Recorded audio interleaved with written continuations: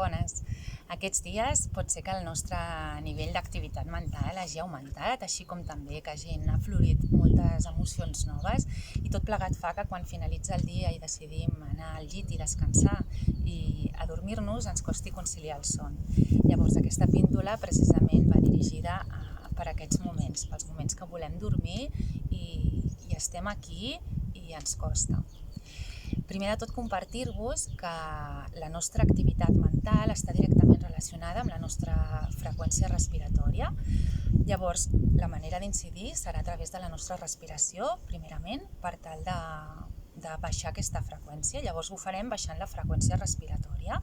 I com es fa això? Doncs realitzant respiracions lentes i profundes per tal d'anar baixant aquesta freqüència i aquesta activitat. Llavors, seguidament, per tal de poder dirigir el nostre cos cap al relax, el que farem serà ajudar el nostre sistema nerviós parasimpàtic a activar-se, i això ho realitzarem realitzant respiracions on l'exhalació duri el doble del que dura la inhalació. És a dir, si jo inhalo, per exemple, amb 4 temps, doncs exhalaré amb 8, no? Inhalo i exhalo.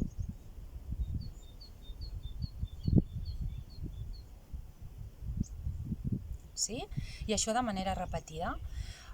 Jo he dit 4 perquè ha sigut el primer número que m'ha sortit, però el que és important és que vosaltres us escolteu la vostra respiració espontània com és, intenteu enlentir-la, és a dir, baixar-la de freqüència, i a partir d'aquí aconseguir que l'exhalació sigui el doble de temps que la inhalació. I ja està.